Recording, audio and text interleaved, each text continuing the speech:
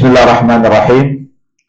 Alhamdulillah rabbil alamin wal aqibatu lil muttaqin wa la udwana illa 'alal zalimin. Wa asyhadu an la ilaha illallah wahdahu la syarika lah wa asyhadu anna Muhammadan 'abduhu wa rasuluhu sallallahu alaihi wasallam. Allahumma salli wa sallim wa barik ala sayyidina Muhammad wa ala ali sayyidina Muhammad kama sallaita wa sallamta ala sayyidina Ibrahim wa ala ali sayyidina Ibrahim fil alamina innaka Hamidum Majid. Amma ba'd. Para santri santriwati yang semoga senantiasa diberikan hidayah, diberikan petunjuk oleh Allah Subhanahu wa taala. Pada sore hari ini kita lanjutkan kajian kitab Tadhkiratus Sami fi Adabil Alim wal Muta'allim. Kita sampai pada fasal yang kedua, adab seorang santri bersama gurunya. Bagaimana seorang santri beradab, berakhlak, bersopan santun dengan gurunya, supaya dia mendapatkan keberkahan ilmu dan dia mendapatkan ilmu yang bermanfaat. Nah, sekarang kita masuk pada al-mabhatsur rabi', pembahasan yang keempat, halaman 18, pembahasan yang keempat. Al-mabhatsur rabi'u, qala al-muallif rahimahullah, al-mabhatsur rabi', pembahasan yang keempat, hifdzu hurmatis syaikhi, menjaga kehormatan guru, wa syukru fadlihi, dan mensyukuri atau berterima kasih atas jasa-jasa guru. Jadi pembahasan yang keempat ini berkaitan tentang apa? Bagaimana kita menjaga kehormatan guru kita, jangan sampai kita hinakan, jangan sampai kita lecehkan. Kemudian kita harus berterima kasih, mensyukuri jasa-jasa guru kita. Qala al-muallifu rahimahullah an ya'rifa lahu haqqahu. Seorang penuntut ilmu, seorang santri dan santriwati, hendaklah ia mengenal, harus tahu akan hak-hak guru kita. Apa hak-hak yang wajib ditunaikan oleh seorang santri terhadap gurunya, yaitu menghormatinya, memuliakan gurunya, karena mereka telah berjasa mengenalkan kita kepada Allah, mengenalkan kita tentang Allah, mengenalkan kita tentang agama. Yang semua itu adalah supaya kita terbebas dari siksa api neraka, supaya kita masuk ke dalam surga Allah Subhanahu wa taala. Kemudian wala yansalahu fadlahu, dan jangan sekali-kali seorang santri maupun santriwati jangan sekali-kali melupakan akan jasa-jasa guru. Jadi mentang-mentang sudah tidak belajar lagi, mentang-mentang sudah sukses, kemudian melupakan jasa-jasa guru. Nah, ini kesalahan yang menimpa sebagian besar para penuntut ilmu. Inilah yang kadang mengakibatkan kita tidak mendapatkan ilmu yang berkah, ilmu yang bermanfaat, karena kita lupa terhadap jasa-jasa guru. Nah, siapa guru itu nanti akan dijelaskan di sini. Qala Syu'bah rahimahullah. Al-Imam Syu'bah rahimahullah, seorang ulama, seorang imam besar yang bernama Syu'bah rahimahullah ta'ala, beliau mengatakan, kuntu idza sami'tu minar rajuli. Dulu saya, kata beliau, idza sami'tu minar rajuli, kalau saya mendengar ilmu dari seseorang, dari seorang guru, saya mendengar apapun, entah ilmu Al-Quran, entah ilmu fikih, entah ilmu tajwid, ilmu tafsir, akidah, apa saja. Kata beliau, dulu kalau saya pernah mendengar ilmu dari seorang guru, kuntu lahu abdan ma hayyi, maka saya bersedia menjadi budaknya, menjadi pesuruhnya, siap disuruh apapun selama guru itu masih hidup. Nah, jadi Imam Syu'bah, imam besar. Beliau imam yang besar, yang sangat terkenal. Nah, jadi beliau sampai pada tingkatan menjadi imam besar yang meninggal sudah ribuan tahun yang lalu, tapi namanya masih terkenal sampai sekarang. Senantiasa kita bacakan doa, kita doakan, kita mintakan ampun kepada Allah. Beliau sampai pada tingkatan ini, apa katanya? Saya dulu kalau saya mendengar hadis, idza sami'tu minar rajulil hadis, kalau saya mendengar satu hadis saja, coba bayangkan, satu hadis saja, berarti berapa pertemuan? Ya mungkin satu kali pertemuan, atau satu kali tatap muka. Kalau saya mendengar dari seorang guru satu hadis saja, maka saya bersedia menjadi pesuruhnya, menjadi budaknya. Kalau pesuruh masih tinggi tingkatan. Tapi kalau menjadi budak itu berarti boleh dijual beli, mau diapakan boleh. Dan hasil kerja budak itu untuk tuannya. Misalkan ada budak, kita suruh kerja apapun, kemudian dia dapat gajinya itu untuk tuannya, karena harta si budak itu bukan untuknya.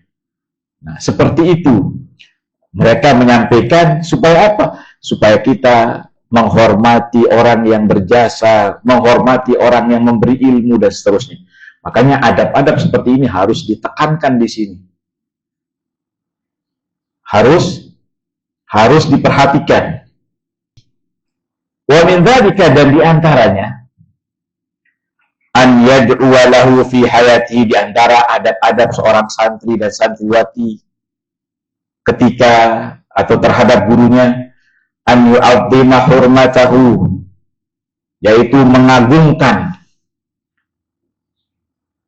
kehormatannya, menjaga kehormatan guru.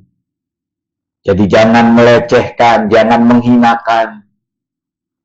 Wa yarudda ghibatahu, kemudian membelanya saat guru itu dibicarakan atau saat dighibah. Bukan justru kita ikut-ikutan menjelek-jelekkan, oh guru ini dia begini, oh ini dia begini.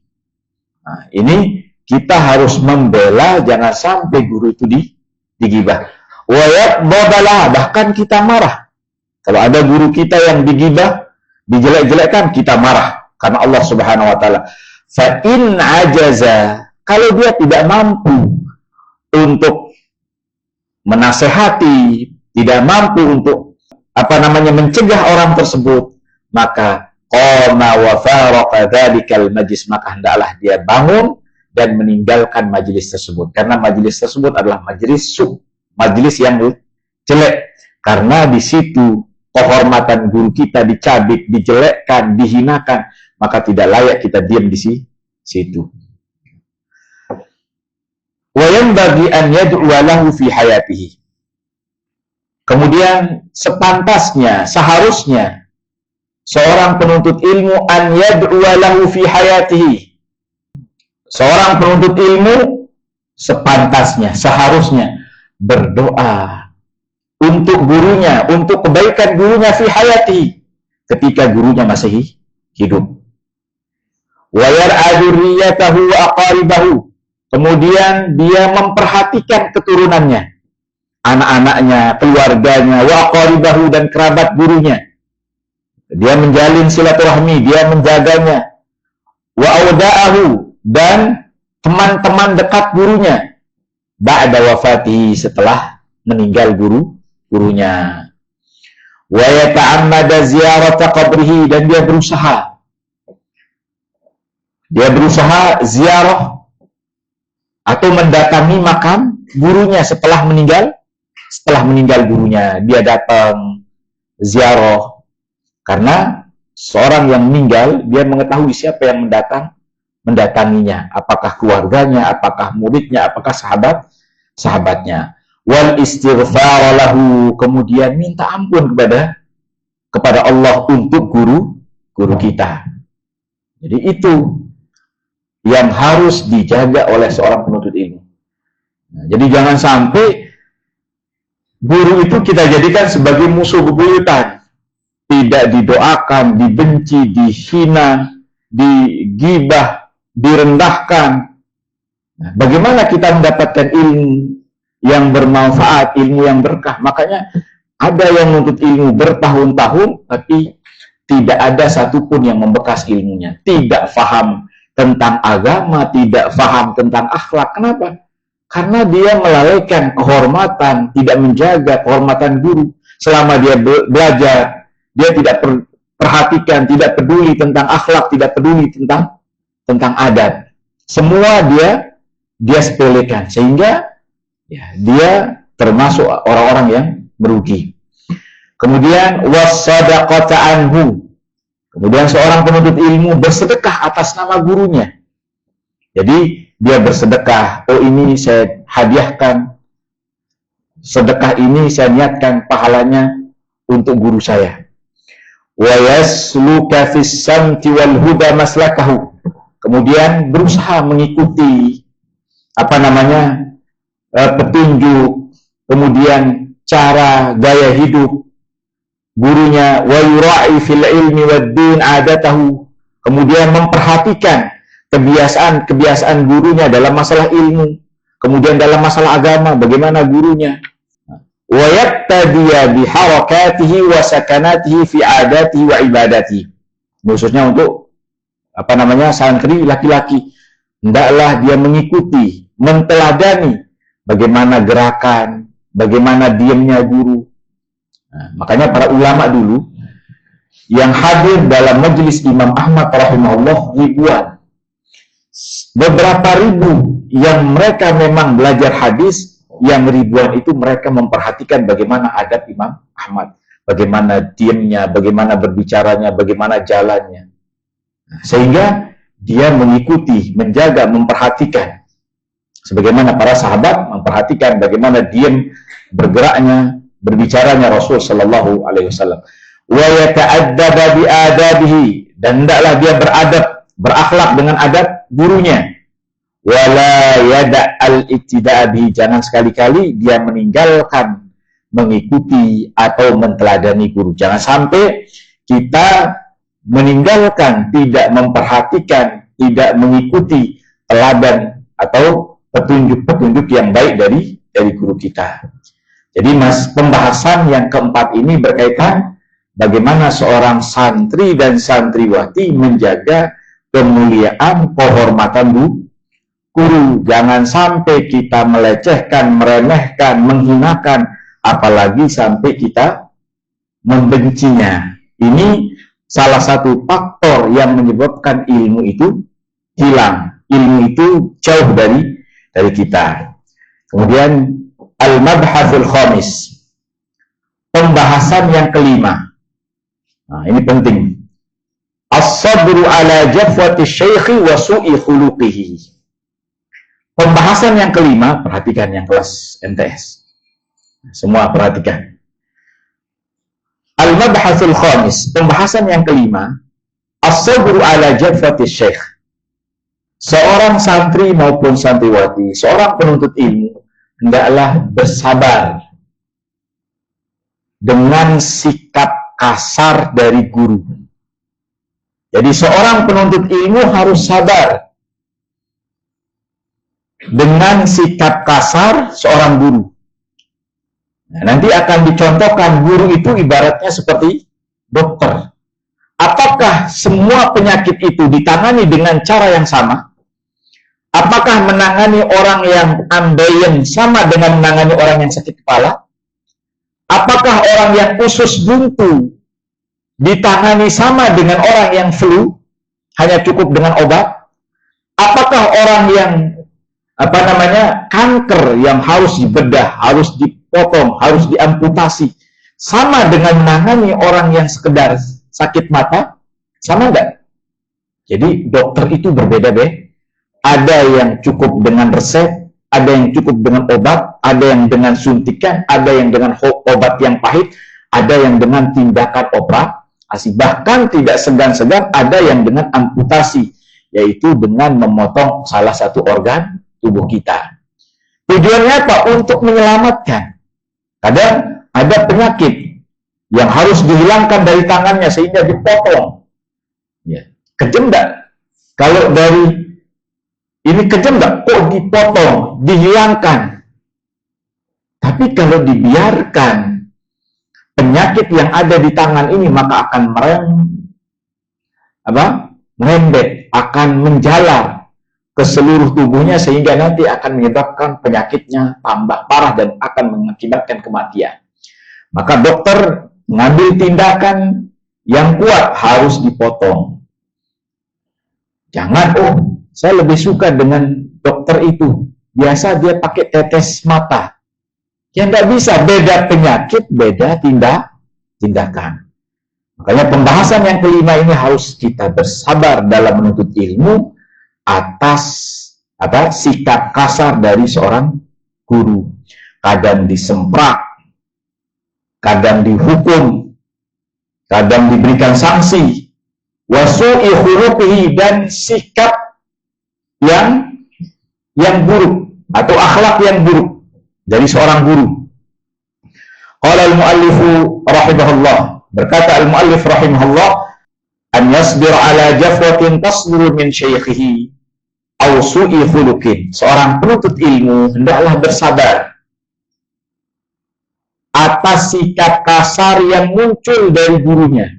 Kalau ada perilaku sikap kasar yang datang dari guru kita, maka kita harus bersabar. Aw su'i khuluqin, atau mungkin perilaku yang jelek dari guru, akhlak yang jelek dari guru.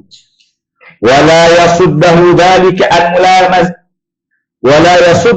dzalika an mulazamatihi.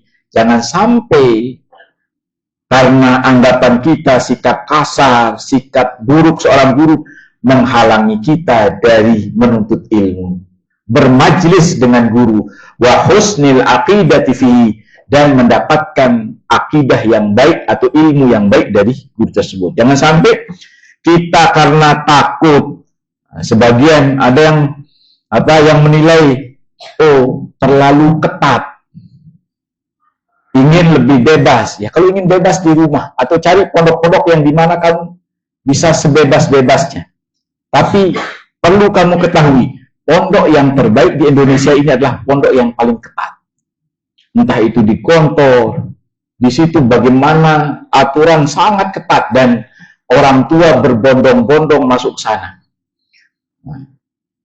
Yang daftar puluhan ribu, yang diterima mungkin ratusan. Yang daftar, padahal mereka tahu bagaimana ketatnya, bagaimana sanksi-sanksi telat sebentar saja bisa diskor selama 1 tahun. Tapi mereka berjuang untuk masuk di sana. Mereka tahu bagaimana ketatnya. Tapi mereka tahu, sadar, ketat itu bukan untuk mengkekang. Ketat itu bukan untuk mengkekang kita, tapi bagaimana mendisiplinkan kita supaya kita tahu waktu, supaya kita tahu waktu untuk ibadah, waktu untuk belajar, supaya kita tahu disiplin. Nah, makanya pondok-pondok yang super ketat itu biasanya pondok-pondok yang mahal, dan itu yang daftar ribuan, yang diterima ratusan. Kembali, wa yata'awwala af'alahu allati yadhharu anna as-shawab khilafuha. Kemudian hendaklah seorang penuntut ilmu menafsirkan, berusaha mentakwil, menafsirkan perilaku atau tindakan guru yang menurut kita ini menyelisihi yang benar. Bahwasanya ini salah.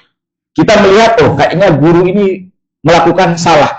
Tapi hendaklah kita mentafsir atau mentakwil dengan sebaik-baik takwil. Misalkan, kita melihat, guru kita ngambil jambu orang. Jangan, ini maling. Nah, kita berusaha mentakwil.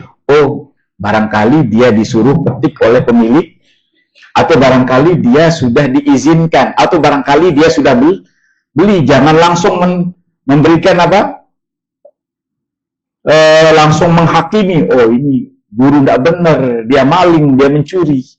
Nah, jadi kalaupun tindakan perilaku guru yang menyelisihi kebenaran, maka kita mentakwil dengan sebaik-baik takwil, mentafsir dengan sebaik-baik tafsir. Jangan langsung menghakimi, oh ini dia maling, oh ini dia mengambil hak orang lain, ini tidak benar.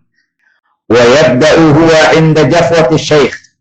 Dan ketika dia mendapatkan perilaku yang kasar, yang buruk dari gurunya, maka hendaklah seorang santri atau penuntut ilmu memulai bil-i'tidal, dia yang minta maaf. Karena tidak mungkin guru itu bersikap kasar, disempak, dihukum, kalau bukan karena kita yang salah. Paham? Karena seorang guru ini faham agama. Seorang guru ini faham tentang agama. Dia tidak mungkin melakukan kezaliman kepada muridnya, kepada anaknya, tiba-tiba marah, tiba-tiba menghukum, kalau bukan karena anak tersebut telah melakukan pelanggaran. Maka hendaklah seorang santri untuk memulai, untuk minta maaf, iktidar, minta udhu, ketika dia mendapati sikap yang kasar dari gurunya. Wa taubati mimma waqa, dan dia segera minta maaf, taubat terhadap apa yang terjadi. Jangan menyalahkan guru, oh ini kita begini-begini, kemudian merasa benar. Dia tidak pernah mau salah, selama ini yang salah adalah gurunya. Apa yang dia lakukan adalah semua kebenaran, kemudian gurunya salah semua. Ini jangan sampai ada santriwati yang punya sifat seperti ini. Wal istighfar, dan kita beristighfar kepada Allah atas kesalahan dan kelalaian kita. Wa yansibul mujiba ila nafsi, kemudian dia menisbatkan bahwasanya kesalahan ini adalah karena dirinya. Oh, ini kesalahan saya sehingga guru saya menghukum, guru saya kasar, guru saya memberikan sanksi dan seterusnya. Wa yaj'alul 'atba 'alaiha, kemudian dia mencela dirinya. Fa inna dzalika abqalul mawaddah. Kalau santri seperti itu, penuntut ilmu seperti itu, maka ini akan menyebabkan guru itu cinta dan sayang kepada orang. Kalau murid sadar diri, tahu dirinya salah, kalau santri tahu dirinya salah, kemudian dia minta maaf, guru akan terkesan, akan sayang, akan cinta kepada murid tersebut. Tapi kalau justru dia sombong, kemudian malah dia menampakkan sikap dan wajah yang tidak baik, akhirnya guru tambah marah, tambah marah, benci. Wa ahfad liqalbi syekh, dan ini lebih menjaga akan hati guru, sehingga jangan sampai ketika kita belajar, guru itu melihat kita dengan pandangan musuh, pandangan yang membenci, sehingga tidak ridho ilmunya diambil oleh orang tersebut. Jangan sampai seperti itu. Jadi supaya guru tersebut tetap menjaga cintanya, hatinya terhadap murid-muridnya.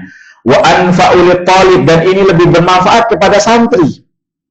Lebih bermanfaat kepada santri di dunia wa akhiratihi, baik di dunia maupun di akhirat. Jadi kalau seperti itu, insya Allah ini bermanfaat untuk dunia dan akhirat kita.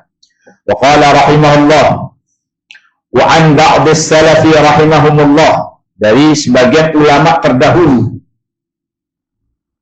mereka mengatakan, man lam yasbir ala dhulli ta'allum, barang siapa yang tidak bersabar ala dhulli ta'allum, atas kehinaan dalam belajar. Dia inginnya jadi orang nomor satu, ingin menjadi orang yang tinggi, tidak mau merendah. Dia angkuh, sombong, tidak mau merendahkan diri, tidak mau patuh, tidak mau, apalagi disuruh misalkan sama kakak kelasnya, dia angkuh, sombong, merasa bahwasanya saya lebih kaya, saya lebih hebat, saya lebih, ibu saya, bapak saya lebih ini. Dia sebutkan kelebihan-kelebihannya, sehingga sombong, congkak, tidak mau disuruh, tidak mau merendahkan dirinya. Man lam yasbir ala dhulli ta'allum, barang siapa yang tidak bersabar atas kehinaan, kerendahan saat belajar, dia tidak mau bersabar, kekurangan air, kemudian disuruh begini, kadang disuruh pungut sampah, kadang disuruh ngangkut ini, kayak kayak pembantu dan seterusnya. Tak baqiya umuruhu fi amayatil jahalah, maka dia akan sisa-sisa umurnya akan tetap dalam kebodohan. Wa man sabara alaihi, dan barang siapa yang bersabar atas kehinaan dalam belajar, ala amruhu ila izzid dunya wal akhirah, maka urusannya ila izzid dunya, akan mendapatkan kemuliaan di dunia maupun di akhirat. Jadi kalau dia bersabar, maka dia akan menjadi orang yang mulia di dunia maupun di akhirat. Wali ba'dihim, dan dikatakan oleh sebagian ulama, perhatikan, isbir lidaika in jatauta qabibahu. Isbir, ini sebagian penyair mengatakan, sebagian ulama mengatakan, isbir lidaika, bersabarlah terhadap obatmu, lidaika, terhadap penyakitmu. Penyakit yang ditimpa, yang dialami oleh orang itu macam-macam. Ada penyakit kejahilan, kebodohan, penyakit kulit, penyakit hati, penyakit macam. Maka ketika kita memiliki penyakit, maka bersabarlah terhadap penyakit yang kita miliki. In jatauta qabibahu, kalau kamu merasa mengira bahwasanya dokternya dia kasar. Kalau tidak dilakukan tindakan, maka kita yang mati. Atau kita yang akan kesakitan. Ketika demam, kita terpaksa minum obat, terpaksa harus disuntik, terpaksa minum obat yang pahit. Kita bersabar terhadap dokter tersebut demi kebaikan kita. Kalau dibiarkan nanti berminggu-minggu, bahkan akan sampai kepada kematian. Wasbir li jahlika, dan bersabarlah atas kejahilanmu, kebodohan yang ada pada dirimu. In jatauta mu'alliman, kalau kamu merasa bahwasanya gurumu kasar.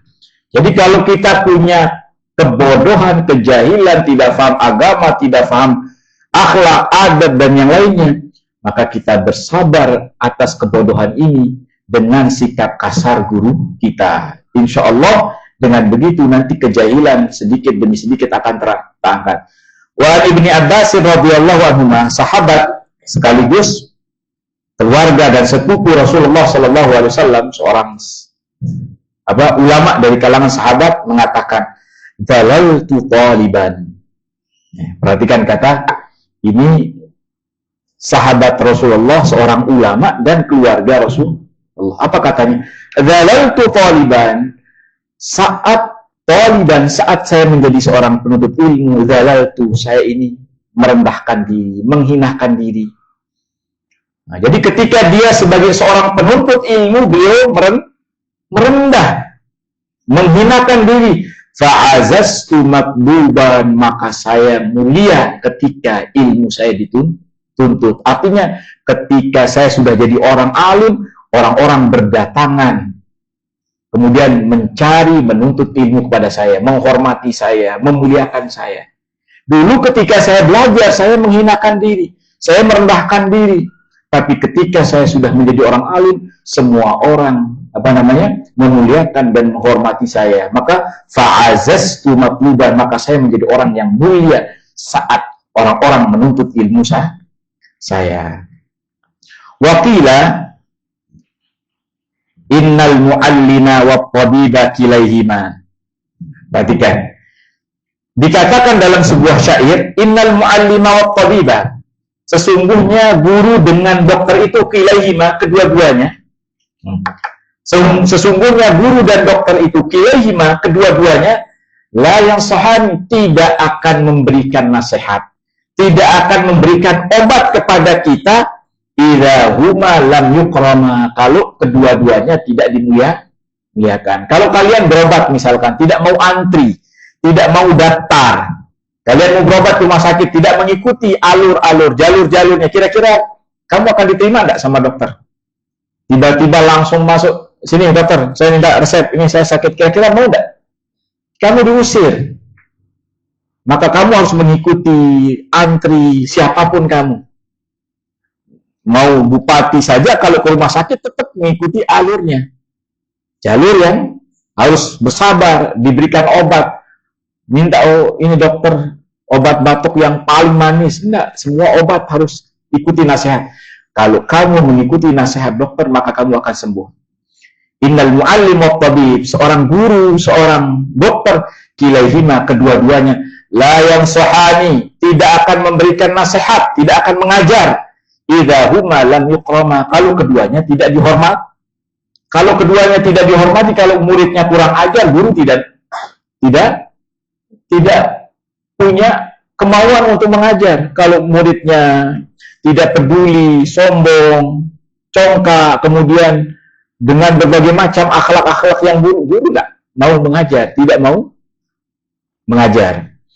Wa qala Mu'adz bin Imran, Imam Mu'adz bin Imran mengatakan, mislul ladzi yaqdabu 'alal 'alim, perumpamaan orang yang marah kepada orang yang berilmu.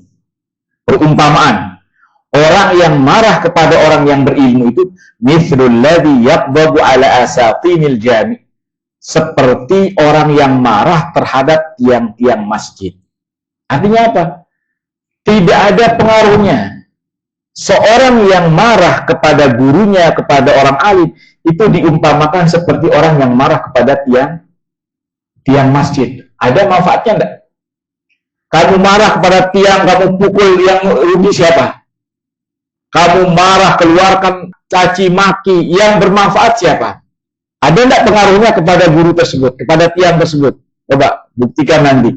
Kamu marah kepada tiang ini, kamu pukul, yang rugi siapa? Kita. Makanya umpama orang yang marah kepada guru, kepada orang alim, seperti orang yang marah kepada tiang-tiang masjid. Itu akan mencelakai kita, memudaratkan kita. Paham? Nah, tidak ada manfaatnya. Kemudian yang terakhir, qala Syafi'i radhiyallahu anhu. Imam Syafi'i radhiyallahu ta'ala anhu mengatakan, qila li Sufyan bin Uyainah, dikatakan kepada Imam Sufyan bin Uyainah, di Sufyan ibn Uyainah ada yang berkata kepadanya, inna qauman ya'tunaka min aqtaril ard, wahai Imam Sufyan, ini orang-orang ini berdatangan ingin menuntut ilmu kepadamu dari seluruh penjuru dunia. Ini bukan datang dari desa-desa. Jadi yang belajar kepada Imam Sufyan ibn Uyainah itu datangnya dari berbagai macam negara. Nah, makanya ketika dikatakan kepada Sufyan, ya Imam, inna qauman ya'tunaka min aqtaril ard, sesungguhnya manusia berdatangan menuntut ilmu kepadamu min aqtar, dari semua penjuru dunia, bukan dari E4 saja, dari Luwuk saja, kecil. Ini yang datang dari seluruh dunia. Tughdibu alaihim, kamu ini kok marah-marah terus kepada mereka.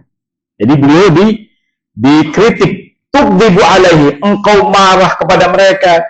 Yushiku an yadhabu, ini khawatir, kata teman dari Imam Sufyan ibn Uyainah, khawatir, yushikuna an yadhabu wa yatrukuka, ini khawatir, yadhabu, mereka ini meninggalkanmu, pergi, au yatrukuka, atau meninggalkan. Apa engkau tidak takut orang-orang yang berdatangan dari semua penjuru ini, mereka meninggalkanmu, pergi meninggalkanmu? Faqala lil qaili, maka Imam Sufyan bin Uyainah mengatakan kepada yang berkata tersebut, hum hamqa idan mithluk, kalau mereka meninggalkan ilmu saya karena sikapku yang tidak baik, sikap kasarku, kemudian dia meninggalkan ilmu saya, pelajaran saya, idzan hum hamqa mithluka, kalau begitu mereka tersebut, orang-orang yang meninggalkan ilmu gara-gara sikap kasar, keras saya, dia dungu mithluka, sepertimu. In taraku ma yanfa'uhum li su'i khuluqi, karena mereka meninggalkan sesuatu yang bermanfaat untuk dunia dan akhirat mereka karena buruknya, kasarnya akhlakku. Jadi kata beliau, mereka ini adalah orang-orang yang kenapa? In taraku ma yanfa'uhum, karena mereka meninggalkan tentang agama untuk kebaikan dunia mereka, untuk kebaikan akhirat mereka, keselamatan mereka di alam barzah, keselamatan mereka di alam kubur, keselamatan mereka di akhirat, mereka tinggalkan. Tidak bersabar, tidak tahan dengan sikap kasar dan jeleknya akhlak akhlakku. Ini kata Al-Imam Syafi'i rahimahullah ta'ala menceritakan tentang Imam Sufyan bin Uyainah rahimahullah ta'ala. Jadi inilah dua pembahasan yang sangat penting yang harus dijaga oleh seorang penuntut ilmu. Yang namanya kita belajar harus bersabar. Dimanapun kita belajar, kita akan mendapati kesulitan. Selama kita, seperti kata Imam Ahmad, selama kita menghirup udara dunia, maka kita akan terus mendapatkan ujian-ujian. Kita dari baru lahir sampai sekarang tidak pernah lepas dari ujian. Setiap hari ujian, kadang tidak bisa bikin kita tidur. Ini saya bercerita tentang diri saya. Kadang tidak bisa bikin kita makan, tidak enak tidur, dengan berbagai macam. Tapi itulah kehidupan. Makanya seorang muslim akan merasa rehat, nyaman setelah masuk surga. Setelah kematian apakah sudah aman? Belum. Ada fitnatul qabri, ada namanya ujian di dalam kubur. Akan diuji kita di kubur, apakah nanti akan mendapatkan raudhatun min riyadil jinan, apakah nanti di taman-taman surga atau di lobang-lobang api neraka wal iyadu billah. Makanya selama kita hidup di dunia, kita akan tetap mendapatkan ujian dimanapun. Kita pindah dari satu daerah ke daerah lain, bukan berarti akan menyelamatkan diri kita dari ujian, enggak. Kita akan berpindah dengan ujian yang berbeda. Jadi sama kayak kita belajar. Saya dulu impikan belajar seperti ini, ternyata semua sama di mana saja. Saya menyekolahkan anak saya di sini, ternyata ujiannya sama semua. Yang namanya anak belajar itu sama semua. Kita seorang tua tetap memberikan motivasi. Jadi jangan kira sekolahnya sudah mewah, sekolahnya sudah bagus, sekolahnya enggak. Ujian itu akan datang dengan cara yang berbeda-beda, dengan bentuk yang berbeda-beda. Jadi tidak ada yang selamat dari ujian. Pindah dari satu daerah ke daerah lain, pindah dari satu rumah ke rumah yang lain, semua itu tidak akan lepas menyelamatkan kita dari ujian, kecuali setelah kita meninggal dan masuk surga. Kita coba sampai sini. Apa yang kita pelajari diingat-ingat, diamalkan, jangan sebatas masuk di kepala. Subhanakallah bihamdika asyhadu an la ilaha illa anta astaghfiruka wa atubu ilaik. Assalamualaikum warahmatullahi wabarakatuh.